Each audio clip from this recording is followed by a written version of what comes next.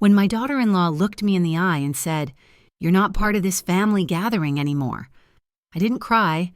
I took out my phone and pressed record. I'd spent a lifetime keeping peace. That day, I kept proof, and trust me, that was just the beginning. The bridge shimmered silver under a pale sky as I drove across it, hands stiff on the steering wheel. The radio hummed a Christmas tune, the kind that sounds sweet until you realize the singer's alone, too.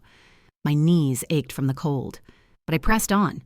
Mount Pleasant streets sparkled with wreaths and fairy lights, every porch a postcard. I checked my phone. Lucas's last text blinked at me. "See you at 6. Mom." It was 5:45. I smoothed the foil on the sweet potato pie resting on the seat beside me. My late husband used to say, "Spine straight, voice soft." I whispered it now like a prayer. The house sat at the end of the cul-de-sac, grand and glowing. Not the place where my boy used to track mud in from the creek. I parked between two SUVs, each polished enough to see my reflection, an older woman trying to look composed. The air smelled of cinnamon and smoke from chimneys. I adjusted my navy coat and the pearl studs I'd saved from my wedding. "Just dinner," I murmured. No speeches, no tears. The red door gleamed under a wreath of silver berries. A blessed family mat waited, and a camera lens blinked near the bell. I straightened my scarf, balanced the pie, and pressed the button. Chimes echoed faintly before footsteps approached. The door swung open to reveal Raina. Perfect hair, burgundy dress, perfume that announced itself. Her smile was thin as lace. "Evening, Raina," I said, holding out the pie. "Sweet potato, the way Lucas likes." She tilted her head. "Oh, Eva, we're actually full tonight. It's sort of a business dinner. Lucas invited me last week," I replied gently. "That was before final seating. I'm sorry. There's just no space." "Too." Her voice carried that corporate sympathy that never warms a thing. "I can sit at the island," I offered. "I'll stay out of the way." "I hate this for you," she murmured, shifting slightly to block the entry. Through the gap, I saw 8 chairs around the dining table, one empty, waiting. Laughter rose from inside. Glasses clinked. For a moment, I thought I heard Lucas's voice. Then silence again. Raina disappeared, heels clicking. When she returned, she held a plastic plate covered with foil. She set it on the mat like an offering. "If you're hungry, you can eat right there, like a good dog." I stared at it, snow beginning to gather on the edges. "Oh, honey," I said quietly. "Dogs are loyal." Her eyes flickered, but she didn't move. I felt the cold press through my shoes. Somewhere behind her, music swelled. Frank Sinatra, of course. I thought of all the nights I'd sat through his father's sharp words, promising myself that Lucas would never learn cruelty. Yet here it was, packaged in good lighting and manners. I didn't argue. I lifted the pie, still warm in its dish, and steadied my breathing. My husband's voice echoed again. "Pick your battlefield, Eva." I took in every detail, the mat, the door number, the untouched chair, the time glowing on my phone. Then I raised the camera, snapped one photo, and saved it. Evidence, not emotion. "Tell Lucas I came by," I said evenly. "If it's important, he'll call you," she replied, closing the door with a soft click that sounded final. Laughter spilled again, muffled now by wood and pride. Snowflakes landed on the plastic plate until it glistened under the porch light. I left it there. Some things belong to the cold. As I stepped off the mat, I turned back once, angled my phone toward the blinking doorbell, and spoke clearly. "Timestamp this." The pie was still in my hands, heavier than before. Down the street, curtains shifted, someone watching from behind the glass. I smiled, small and deliberate. "Where I'm from, we don't eat on the porch." The wind picked up just as I steadied the pie against my coat. My breath fogged the lens on the doorbell camera for a second, and I wiped it clean with my thumb. The way I used to polish fingerprints off a teller's window. The street was quiet, tires hissing through slush, a siren far off over the bridge. I caught a drift of clove and ham from the crack under the door. Inside, laughter lifted and died away, replaced by the gentle clink of crystal. Someone toasted. To partnerships. I tilted my chin, letting the camera see my face. Calm as glass. Let the tape show I behaved. The cold worked its way through my shoes, but I stood a moment longer. Lucas's name blinked on my phone, his last text unopened. I didn't want to make him choose between comfort and conscience. Not tonight. A floodlight blinked on from the neighbor's porch, washing the snow in white glare. I tucked the pie into its carrier, my fingers steady, same steadiness that once balanced mortgage ledgers and trust accounts. Minnie Lark's screen door creaked open. "You good out there? Miss Eva," she called, her voice soft but cutting through the wind. "I'm fine. Baby, cold does what cold does. You want coffee? I got the pot on." I smiled, faint but firm. "Appreciate you. I won't make a scene on their step." She hesitated, her eyes flicking to the plastic plate glinting under the porch light. Lord have mercy. But she didn't cross the property line. Southern manners have invisible fences stronger than steel. I nodded once, just enough to say, "I'm not broken." She nodded back, a quiet covenant between women who've both had doors close in their faces. The house sighed, and the door cracked open again. Raina's perfume slipped into the night before her words. "We're all set inside," she said, her eyes sliding past me toward the snow. I gave her a smile I learned from Sunday pews, half kind, half knowing. "You take care, sweetheart. It's best this way, for everyone. Of course." I let the silence hang long enough to make her shift. Someone inside asked, "Everything okay?" She flinched and closed the door.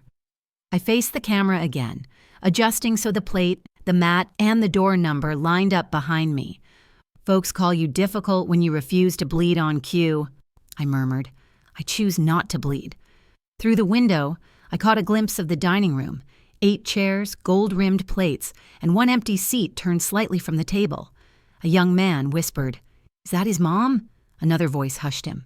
Then Lucas laughed, short, nervous. My heart twitched, but stayed still. Someone lifted a phone to film the table, and I shifted slightly so their camera would catch the plate outside, too. I wasn't going to knock again. Dignity doesn't repeat itself. The living room brightened for a heartbeat before a shadow crossed the glass. A hand, Lucas's, gripped the curtain and pulled it shut. That soft swish hit harder than a shout. His jaw was tight, eyes fixed anywhere but me. "Well, all right then," I whispered. Snow gathered on my sleeves. Behind the curtain, Raina's silhouette moved, pouring wine. The chair stayed empty. Minnie's voice floated through the cold. "They won't remember this kindly." Then she closed her own door. I took one picture, the drawn drapes, porch light haloing the mat. Quiet proof, no shouting, no tears. Back in my car, I set the pie on the seat. The heater coughed before breathing warmth into the cabin. I backed up slowly, steering wide so I wouldn't drag their salt in my tires. Petty? Maybe. But clean exits matter. I dictated softly into my phone. December 22, 6:42 p.m. Porch refusal. Plate on mat. Curtains drawn by Lucas. A commercial hummed through the radio. All are welcome this Christmas Eve. I let the irony sit beside me and didn't flinch. At the stoplight, my phone buzzed. Atticus Veer. That name hadn't crossed my screen in 5 years. I answered on the second ring. "Evening. Atticus," I said, my banker's calm returning like muscle memory. "Yes, I have something you'll want to see." The motel sign on Highway 17 flickered from vacancy to no. I turned in anyway. Sometimes. The Lord doesn't open doors. He hands you the keys. The neon sign blinked vacancy like it couldn't decide. I parked beneath it, noting the camera angles and the 2 trucks parked too close to the door. Habit from my banking years. Never walk in blind. The clerk behind the glass window had half the energy of the light above his head. "Corner room, please," I said, setting my ID down flat. Quieter. Safer. He handed me a key card with a nod that said he understood more than he wanted to. I carried my pie in a small overnight bag, knees protesting but steady. Inside, I locked the door, bolt, latch, chair under the knob. It wasn't fear, just order. I texted myself the room number and time. Breadcrumbs, not paranoia. I called Atticus. His voice had that crisp tone lawyers save for clients they respect but don't quite trust yet. "You still in South Carolina?" he asked. "Still and sober," I said. "I've got dates, photos, receipts, and a few things Raina's company won't like." He breathed out through his teeth. "You're aware she's under their HR conflict of interest policy. That's why you're on retainer," I said. He wanted chain of custody. I listed what I had. Porch photos, timestamps, mirrored emails labeled late reviews. "Don't leak it," he warned. "Timing matters more than anger." "Anger's expensive," I said. "Proof is free." He chuckled once. Low. We set rules. I'd upload the evidence. He'd escrow it and keep it sealed until Monday. "Nothing to Lucas," he added. "Let the boy come to you." I hung up before my heart could answer. I spread the papers across the motel bed, the lamplight turning everything honey gold. Receipts, phone screenshots, gas logs, each one a breadcrumb. Date, time, place, no adjectives, just facts, I murmured. Recording quietly, not for the internet, but for my own record. I snapped photos beside my wristwatch so every image carried its own proof. I labeled folders by month, jewel through deck, each one a season of lies turned tidy. The more I arranged, the calmer I felt. My fingers moved like they used to counting deposits after closing time. The steadiness was oxygen. I wasn't Lucas's mother in this room. I was an auditor cleaning the books. The upload took shape. I tethered my phone, compressed the zip, double-coated it. The screen glowed against the peeling wallpaper like a confession booth light. 2-factor pinged. One text, one email. I entered both without shaking. The 22nd of December, 8:11 p.m. Upload complete, integrity verified. I dictated into the recorder. Atticus got the read-only link. Another copy was scheduled to hit Adrienne Miles's inbox at 10 a.m. Sharp on Monday. I even saved a local version on a thumb drive and slipped it inside my shoe. A woman who plans for loss never loses twice. The heater rattled, and the pie's sweet scent filled the room. I listed tomorrow's steps on a notepad, rest tonight, church in the morning, then make myself visible, where polite society can't ignore me. I rehearsed under my breath. Dogs are loyal, evidence is patient. No raised voice, no tears. Truth speaks better when it's not shouted. I laid out my clothes, dark slacks, low heels, a cardigan that whispered, "Teacher, not threat," before closing my notebook. I prayed softly. Lord, tighten my tongue and sharpen my mind. The phone pinged again. Adrienne Miles had accepted a calendar hold I never sent, and underneath her name, I saw Raina's. My thumb hovered above join stream as the heater groaned back to life. Neon buzzing through the curtains, the pie sat untouched beside the laptop, steam ghosting into the motel air. I smiled to myself. Small, but certain. "If you want an audience, baby," I said quietly. "Invite me." When I tapped join. The motel's dim light bounced off my glasses as my face appeared among the dinner squares. I didn't speak. I didn't have to. Their dining room looked staged for a magazine. Gold flatware, tapered candles, and that same empty chair like a ghost at the end of the table. Lucas sat at the center, his back too straight, smile too tight. Raina's voice was mid-toast. "Partnerships are about sacrifice," she said, raising her glass. Her eyes caught my thumbnail, and for 1 second, her smile faltered before she doubled it. I took a screenshot, timestamp, meeting ID, participant list, proof, not revenge. I unmuted once, my tone steady. "Y'all enjoy." Awny silence traveled across the call like cold wind. Then I muted again. I opened another window, the doorbell feed I'd helped Lucas install last Christmas. He never changed the permissions. The porch appeared on my screen, the blessed family mat, the plate I'd left in the snow still sitting untouched. Their laughter inside had no idea it was being mirrored by their own camera. I hit record. The house that rejected me was now its own witness. I split the screen. Left side, their dinner.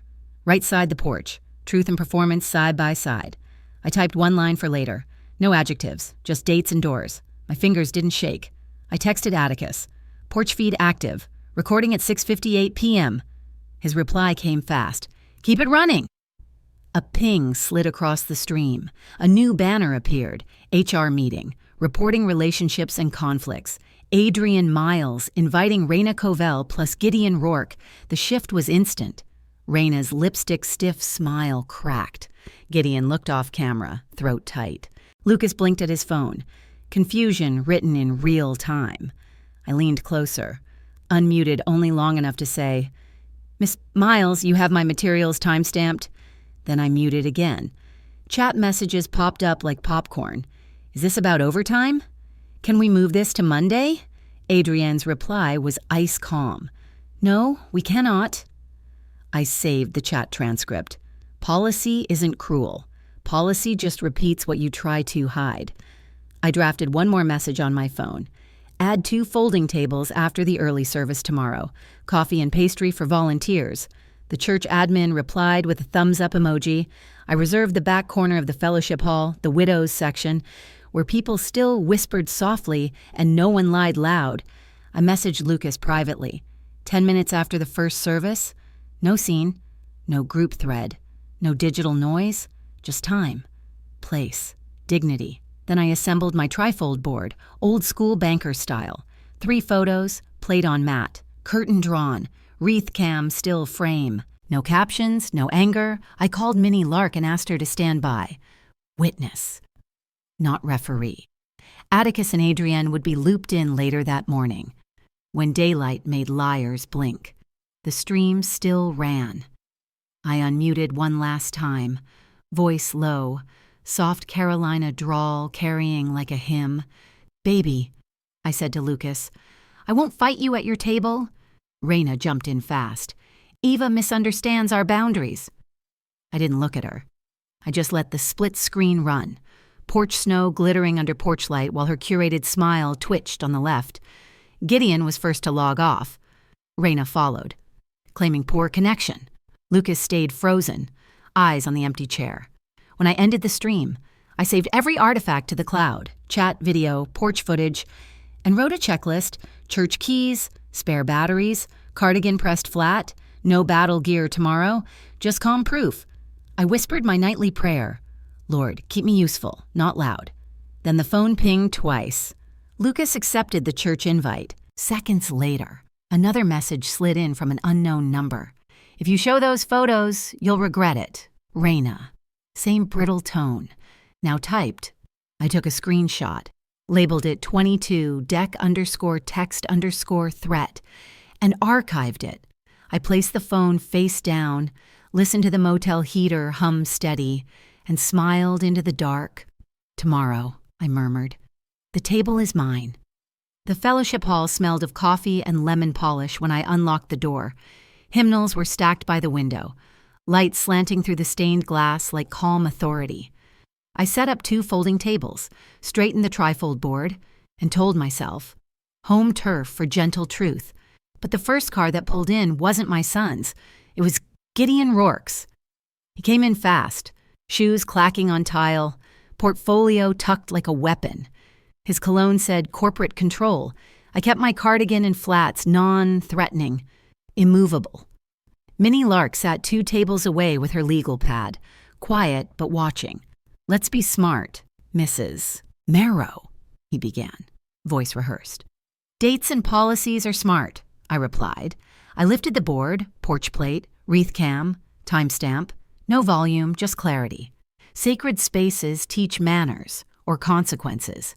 He stepped closer, blocking the entrance like a gatekeeper. "This will embarrass your son." I tilted my chin. "Humiliation already happened. This is repair." He recited compliance jargon. I quoted the conflict of interest clause Adrian Miles sent, section, line, revision date. He smirked. "Those photos lack context." I handed him a printed QR code. "Continuous footage, Mr. Rourke, no context missing." He said, "We can make this go away." I answered, "We can make this accurate." Minnie quietly noted the time, then folded her hands like she was sealing testimony in prayer. For the first time, the church walls felt on my side. Lucas arrived a few minutes later, pale and exhausted. His eyes met mine, then dropped to the trifold. I spoke first. You will not be ambushed by me. You will be informed by me. I pointed to each photo, methodical. Here's what was done to me. From your own front door, he swallowed. Mom, why here? Because people behave in public, I said. And you deserve witnesses. His voice softened. Did you post any of this? No, son, not yet. You see it first. His shoulders lowered, tension easing just enough to hear me. I invited him to sit. My palms rested open, empty, no traps, just truth. Gideon slid a paper across the table. Cease and desist. Delete everything. It was crooked, copier line visible. I put the phone on speaker. Atticus Veer's dry tone filled the hall. That isn't from counsel. It's theater. He instructed me to ask 3 questions. Letterhead, bar number, service of process. Gideon gave none. Adrienne Miles pinged in, confirming an HR meeting at 11:30. She added this document would be filed as potential intimidation. I smiled without smiling. That dog won't hunt, I said. The church clock struck 9. Volunteers passed by with casserole trays, pretending not to hear. Gideon tugged at his tie. Power never fits right when it starts to slip. I opened my folder, bank alerts, credit pulls, and recurring charges Lucas never made. Downtown Marriott, I said, sliding the printout. And this boutique jeweler, same night as her overtime. All billed to a P. Whoa, box under her maiden name. Lucas blinked. That's her old firm's box. Atticus's voice came clear. Meets threshold for identity theft. Deputy Strand can document today. I printed a fresh copy. Clean, not a copy of a copy, and handed it to Lucas. Son, I said quietly.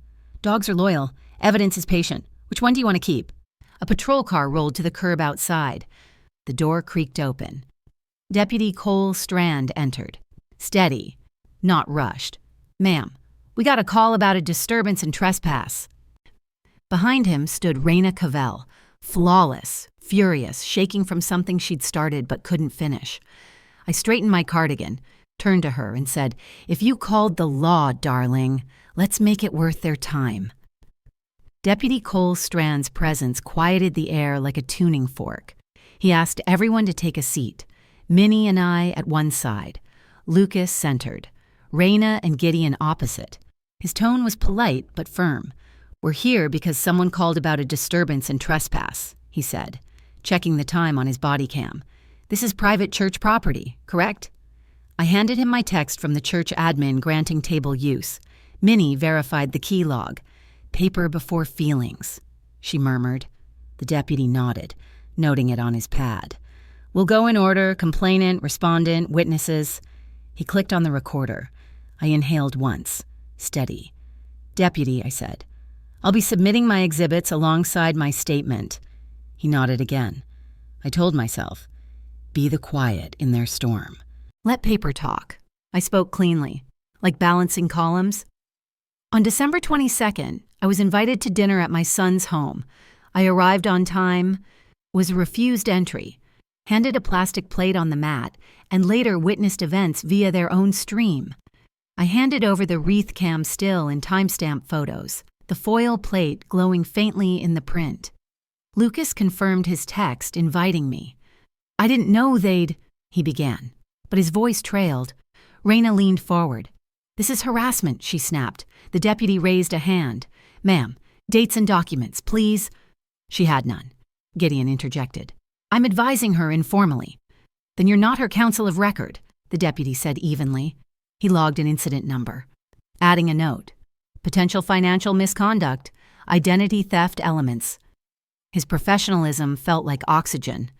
Adrienne Miles joined by speakerphone, voice crisp. No apology for intruding on a Sunday. We're proceeding with a conflict and retaliation review, she announced. She asked if I'd shared any materials outside HR or legal. No, ma'am, I said. I've posted nothing. Thank you for restraint, she replied. Adrienne read the company's retaliation clause aloud, clear as scripture. I passed my phone forward. The deputy read Raina's text. If you show those photos, you'll regret it.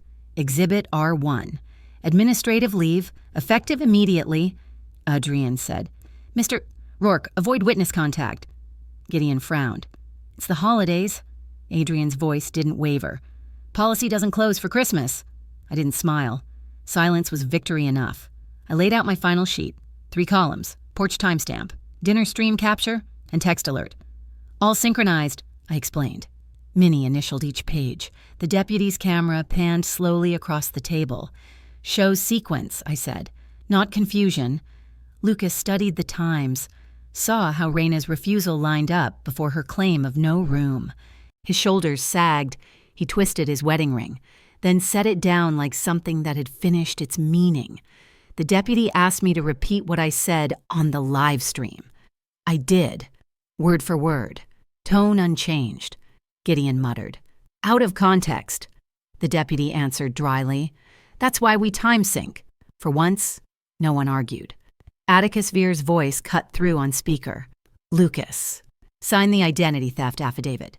Deputy Strand will witness. Lucas signed, hand trembling, but his eyes clear. Adrienne confirmed HR's orders. Raina to surrender her badge and corporate phone by noon. Gideon to report for questioning. I folded my trifold, slid a clean set to the deputy, another to HR, another to my son. Paper's yours now, I said softly. I'll keep faith with silence. Church volunteers drifted by with trays of muffins, pretending not to see. The hall smelled of coffee again, like mercy after fire. Raina's phone buzzed. She answered on reflex. Speaker on. Gideon, a woman's voice said, sharp and cold. This is Linda Rourke. I just sent HR our hotel receipts and your texts. Adrienne didn't miss a beat. Mr. Rourke, do not leave town or alter records. Compliance and legal will take over. Today. The deputy's pen paused. Outside. Winter light spilled across the fellowship floor. The sun was already dipping when Lucas and I pulled into his driveway. The house looked softer without the chaos, like a body exhaling after too long holding its breath. The locksmith's van sat waiting, tools lined in a neat silver tray. Lucas handed over his ID while I checked the invoice. 3 keys, I reminded him. No more, no less. The old brass lock surrendered with a grind, and shavings of metal sprinkled the mat. They glittered under the porch light like confetti from a celebration no one attended. I swept them into my palm and tossed them away. Let's start new, I said quietly. The tech installed the grade 1 deadbolt, logged serial numbers, took photos for proof. Minnie texted that the HOA ring cam might have captured footage. I nodded to myself. Our trail was solid. When the locksmith left, we held 3 keys between us. Mine, yours, and one in the safe. I said, no fourth. We've had enough people thinking they belonged here. Inside, the house smelled of coffee and sawdust. Lucas spread bills, cards, and envelopes across the counter. Let's fix the money, he said. I drew columns on a yellow pad. Bank, credit, retail, P.O. box. We called every hotline. Each hold music softer than our own silence. He froze the cards, added fraud alerts, filed reports. The bank clerk promised a printout of transactions. Hotel charges, jewelry, and one subscription billed to a name that wasn't his. I told him to keep his voice steady. Call logs could betray panic. We contacted the post office next. The clerk confirmed an online change request from Raina's IP. Lucas stared at the floor. She even rerouted my mail. She rerouted her lies, I said. Atticus's email arrived with an affidavit template. We printed and signed. Every stroke of the pen steady as breath. Paper doesn't flinch when truth lands on it. At 9 sharp. Adrienne's email hit like a gavel. Formal leave for Raina. Data preservation for Gideon. Lucas read it twice before whispering, "It's official." That's what accountability looks like. I told him. The courier confirmation pinged. Hard copies coming by night. Adrienne requested full cooperation and no contact. Lucas typed one text to Raina. Per HR. We'll speak after review. Then he blocked her number. That small click sounded holier than prayer. Compliance requested my triangulation files. I uploaded and logged everything. Gideon's single-word email, misunderstanding, went straight to archive. The house felt cleaner with every boundary drawn. Minnie arrived near 10 with cocoa and a thumb drive. She carried evidence like communion. The HOA camera had caught Raina's SUV pulling up that afternoon, a cake box in one hand, a trash bag in the other. She placed something on the mat and looked around before leaving. The timestamp matched perfectly with my porch photos. Lucas leaned closer to the screen, watching her pause, check her reflection in the glass, then drive off, smiling. His lips tightened. "She rehearsed it," he said. Minnie nodded. And bragged about it. We added the footage to the folder. I labeled it HOA corroboration. The deputy would appreciate that. Truth didn't shout. It accumulated quietly, like snow on a fence post. By 10:30, I sat back at the table, drafting revocations. Raina's access to family accounts, passwords, the small charitable fund I kept in both our names. Lucas faxed copies to the bank. I guided his hand when fatigue trembled it. "You're not weak," I told him. "You're rebooting." We listed every account, every device, every smart lock that still carried her fingerprint, one by one. We changed them. The old key fobs went into a zip bag labeled evidence. I sealed it with tape. Lucas managed a tired smile. "Overkill." "Only for people who never had to start over," I said. He brewed tea. "Mama, I was blind." "No," I answered. "You were loyal." We sat at the kitchen island, surrounded by the quiet hum of appliances that now only listened to us. He asked if I'd stay a while. 2 weeks, I said, but I'm here as family, not house staff. He laughed softly, the sound thin but human. We divided the fridge shelves, the chore list, even prayer requests. Practical peace feels small but tastes like grace. At 11:38, the doorbell rang. 2 deliberate notes. Through the glass, a courier stood with a deputy behind him. Lucas opened the door halfway. Chain still on. The courier read the names. "For Raina Covell and Gideon Rourke," Lucas signed, his hand steady. The deputy confirmed the locks changed and noted the visit. A rideshare rolled up to the curb. Raina stepped out, phone glowing against her face. She saw me at the window, smiled, and lifted an old key tied with red ribbon. "I can still get in," she said. Lucas held up the new key. "No, you can't." The deputy's tone was firm. "Ma'am, you've been served. Any entry attempt will be documented." Raina's expression curdled into calculation. She told her driver, "Call Gideon. Tell him compliance wants his laptop tonight." Then her screen lit again. Linda Rourke's name flashing bright. The driver pulled away, and I turned off the porch light. Some nights, darkness is the cleanest boundary you can set. The morning sky over North Charleston looked rinsed clean, like the city itself was tired of holding secrets. Lucas and I arrived at the HR and Compliance Center just after 8. The lobby tree blinked soft gold behind tinted glass, quiet but knowing. Adrienne Miles greeted us with a clipboard and calm eyes. "Intake first, no contact reminders second," she said, leading us to a conference room that smelled of paper and coffee. I placed our binder on the table, tabs color-coded, receipts lined like confessionals. Compliance staff joined via video, chain of custody sheets printed for every exhibit. We handed over the WreathCam master file and the HOA footage Minnie had pulled, each hashed and sealed. It waited by the door, imaging drives from Raina and Gideon's accounts. Lucas spoke briefly, his voice steady, honest. "I just want boundaries and truth," he said. HR confirmed whistleblower protection for both of us. I didn't smile. I just breathed. Paper was my microphone now. We watched the footage together. The WreathCam showed Raina's manicured hand placing that plastic plate on the porch before I ever arrived. No misunderstanding, just choreography.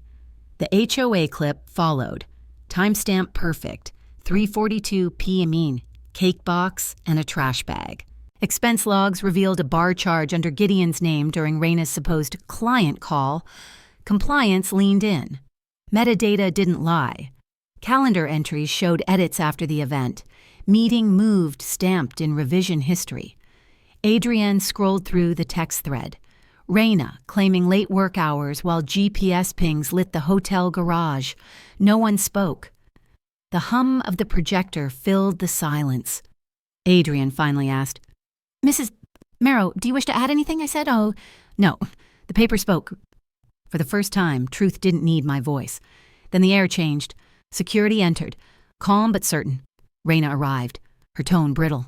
She saw Gideon's laptop already on the imaging cart and froze. Adrienne read the HR letter aloud.